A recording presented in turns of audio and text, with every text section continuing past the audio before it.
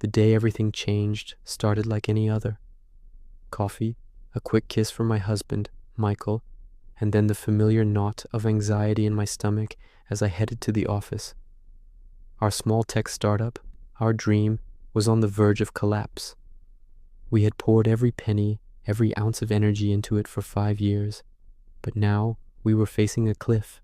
Payroll was due, we were drowning in debt, and our last hope was a meeting with a potential investor, a man named Julian Croft.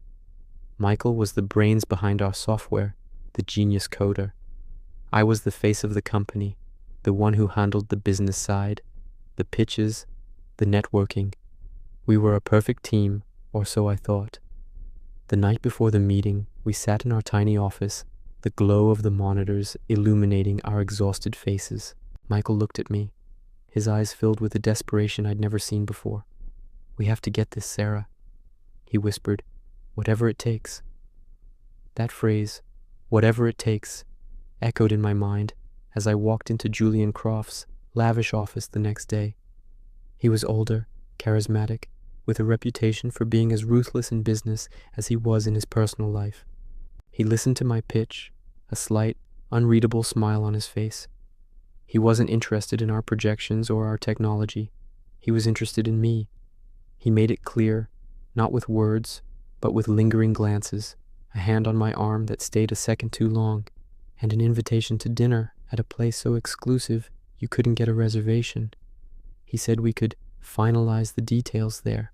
A cold dread washed over me, but then I thought of Michael's face, of our employees who were counting on us, of the 5 years of sacrifice.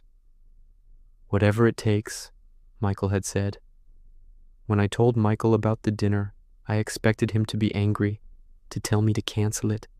Instead, he just nodded slowly. "You're smart, Sarah. You know what you need to do," he said, his voice flat. He wouldn't look at me.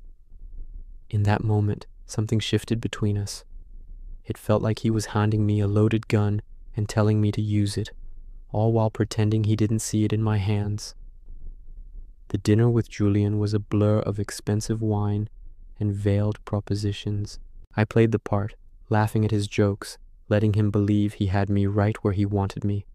I felt dirty, disgusted with myself, but the thought of saving our company, of saving Michael's dream, pushed me forward.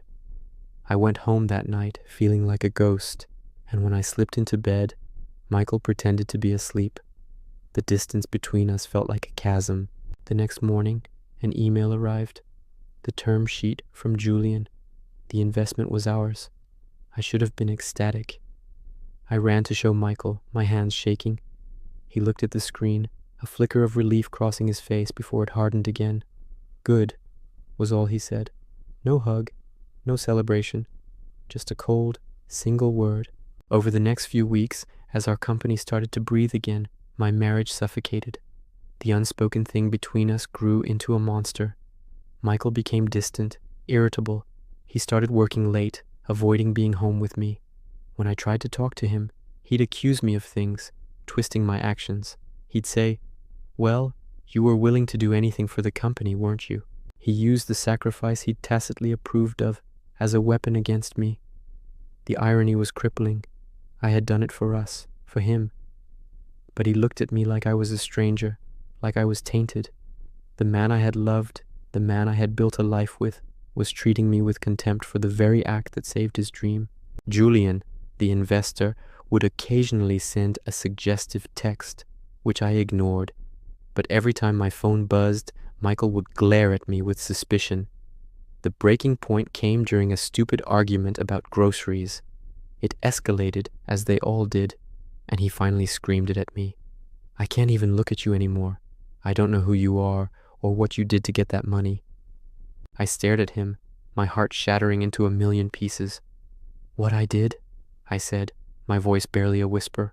"What we did, Michael. You said, 'whatever it takes.'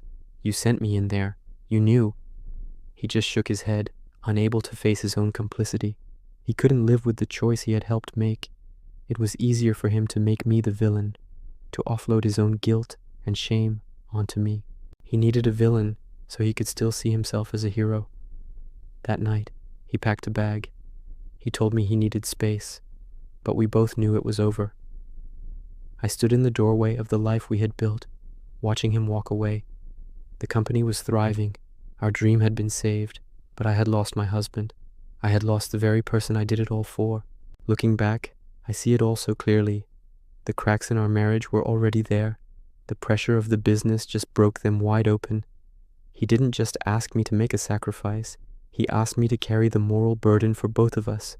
And when it was done, the weight of it was too much for him to even stand next to me. I won the investment. I saved our business, but I lost my marriage. And the most painful part? I'm not sure which one of us was really the one who paid the higher price. My name is still on the company letterhead, but the dream feels empty now. It's a constant reminder of what I sacrificed and what was lost in the transaction.